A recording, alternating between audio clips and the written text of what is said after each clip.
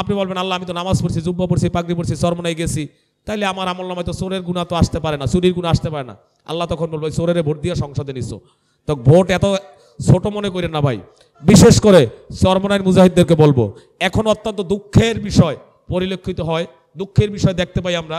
30 বছর, 40 বছর, 35 বছর চরমনায় যান, এখনো দুনিয়াবি অনেক দলের পিছনে দৌড়ান। আসলে আপনারে তো শায়েক বলে আপনি চরমনায় যাইয়েন না, কেন যে যান জানি না। আপনাদের হাতে ধরি পায়ে ধরি আপনি এই লেবাস লাগাইয়া, ঘাড়ে জুব্বা লাগাইয়া, পাগড়ি লাগাইয়া আপনি আজকে আওয়ামী লীগ বিএনপির পিছিয়ে ঘুরবেন, আপনার জন্য আরো 100 ভোটের ক্ষতি হবে। আপনি সাধারণভাবে যান, সমস্যা নাই, কিন্তু আপনি এই লেবাসটা লাগাই অন্তত আল্লাহর হস্তে আওয়ামী লীগ বিএনপি বলেন দুনিয়াবি কোনো দলের পিছনে আপনারা যাইয়েন না।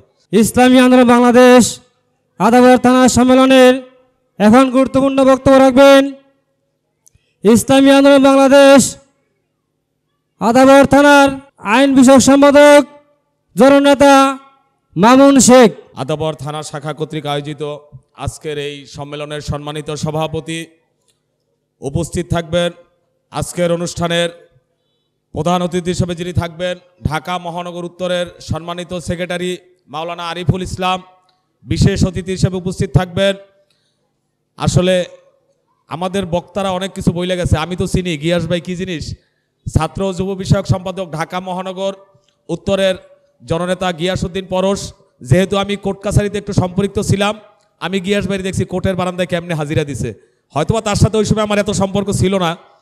তো যে জননেতার কথা, আমরা অনেক নির্যাতিত হয়েছি ভাই, এই ইতিহাস তোলা যায় না।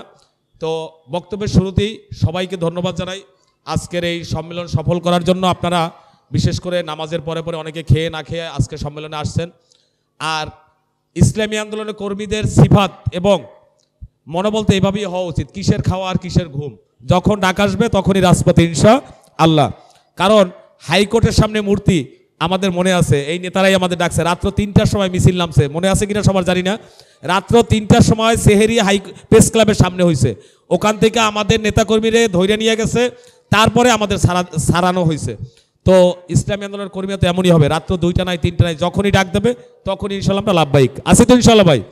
আগামী নির্বাচন বিষয়ে অনেকে অনেক কথা বলছে, বিশেষ করে জামাল ভাই বললো যে শনির বিল আমার বেশ পরিচিত।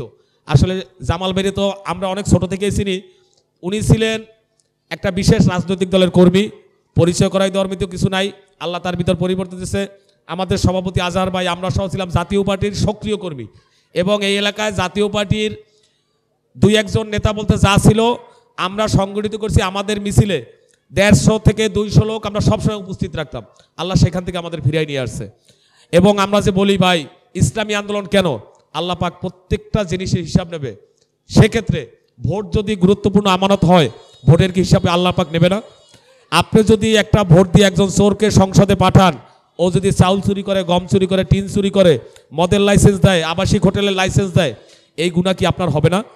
অবশ্যই হবে। কারণ আপনি দেখবেন কিয়ামতের মাঠে আপনার আমল নামায় গম চুরির গুনাহ, আপনি বলবেন আল্লাহ আমি তো নামাজ পড়ছি, জুব্বা পড়ছি, পাগড়ি পড়ছি, চরমনায় গেছি, তাইলে আমার আমল নামায় তো চোরের গুনাহ তো আসতে পারে না, চুরির গুনাহ আসতে পারে না। আল্লাহ তখন বলবে চোরের ভোট দিয়ে সংসদে নিছো। তো ভোট এত ছোট মনে করেন না ভাই। বিশেষ করে চরমনাইয়ের মুজাহিদদেরকে বলবো, এখন অত্যন্ত দুঃখের বিষয় পরিলক্ষিত হয়, দুঃখের বিষয় দেখতে পাই আমরা। 30 বছর, 40 বছর, 35 বছর চরমনায় যান, এখনো দুনিয়াবি অনেক দলের পিছনে দৌড়ান। আসলে আপনারে তো শায়েক বলে আপনি চরমনায় যাইয়েন না, কেন যে যান জানি না। আপনাদের হাতে ধরি পায়ে ধরি আপনি এই লেবাস লাগাইয়া, ঘাড়ে জুব্বা লাগাইয়া, পাগড়ি লাগাইয়া আপনি আজকে আওয়ামী লীগ বিএনপির পিছিয়ে ঘুরবেন, আপনার জন্য আরো 100 ভোটের ক্ষতি হবে। আপনি সাধারণভাবে যান, সমস্যা নাই, কিন্তু আপনি এই লেবাসটা লাগাই অন্তত আল্লাহর হস্তে আওয়ামী লীগ বিএনপি বলেন দুনিয়াবি কোনো দলের পিছনে আপনারা যাইয়েন না। যদি যাইতে হয় আপনি লেবাসটা ছাইরা দেন। এবং শায়েক তো বলেই চরমনায় আসেন না, আমাদের পক্ষ থেকে আমরা বললাম, আমরা থানা দায়িত্বশীল, ছোট দায়িত্বশীল, আমাদের পক্ষ থেকে আপনারা চরমনায় না গেলেই মনে হয় চরমনায় তরিকার জন্য ভালো হবে। কারণ আপনার কারণে আমার সংগঠনে ক্ষতি হইতেছে। আপনি যে বলবেন আমি চরমনায় মুজাহিদ, এরপর বলবেন যে বাংলাদেশ জিন্দাবাদ, আবার কি জয় বাংলা, হইতে পারে না। আপনি চরমনায় মুজাহিদ দাবি করেন না। মাহফিলে যাওয়ার সময় 300-400 লোকের কাফেলা মিছিল বিঘিরে থাকলে 10 জন, 15 জন, 20 জন, আপনি যদি ইসলামী আন্দোলনকে আপনি ফরজ মনে করতে না পারেন, আর চরমনায় মাহফিলে যাওয়া যদি ফরজ মনে করেন, হয়তো আপনার বুঝের ভুল আছে। কারণ ইনিল হুকমুনিল্লাহ, আল্লাহর জমিনে আল্লাহর আইন বাস্তবায়ন করাটা ফরজ, আপনারা চরমনায় মাহফিলে যাওয়ার জন্য ফরজ করা হয়নি।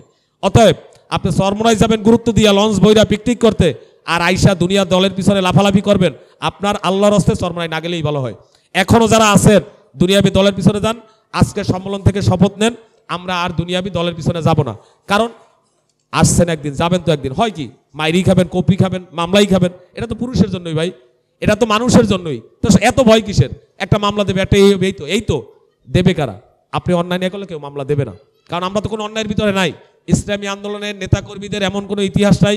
টেন্ডারবাজি, চান্দাবাজি বলেন, রাহাজানি বলেন, একটা ব্যান থেকে 10 টাকা 20 টাকা বলেন, এটা আমরা করি না। এবং ইনশাল্লাহ যতদিন আমার শায়েখ আমাদেরকে এই সঠিক পথে পরিচালিত করবে, হয়তো বা আমাদের দ্বারা কোনো অন্যায় কাজ হবে না, আপনারা যদি আমাদের পাশে থাকেন। অতএব আগামী নির্বাচনে আমাদের প্রত্যেকটা ঘরকে হাত পাখার দুর্গ করে তুলি। শুধু আমি হাত পাখার সংগঠন করলে হবে না, দেখা যায় আমাদের অনেক যুবক ছেলেপেলে আছে, বিশেষ করে আমার ছেলেরে আমি ছাত্র আন্দোলনে দিতে পারি না, শ্রমিক আন্দোলনে দিতে পারি না, ব্যর্থতা আমার। জান্নাতে যাবেন, ওই ছাত্রী আপনার পাও টাইনা ধরবে, ওই ছেলেই পাও টাইনা ধরবে যে আমারে থুইয়া কই যাও। কারণ জান্নাত এত সহজ না। কারণ কি? কারণ আপনি আল্লাহর রাস্তায় সময় দিবেন। ইনশাল্লাহ এই বলে আমি আমার বক্তব্য শেষ করছি। আসসালামু আলাইকুম রহমতুল্লাহ।